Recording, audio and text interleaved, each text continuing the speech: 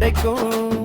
வருடத்தில் ஒரு நாள் வருது இந்த திருநாளு, எங்க தமிழர் திருநாளு. உலகம் போற்றும் பொதுமறை தந்த வள்ளுவன் திருநாளு. உலகுக்கே உணவை தந்து உழவர் திருநாளு.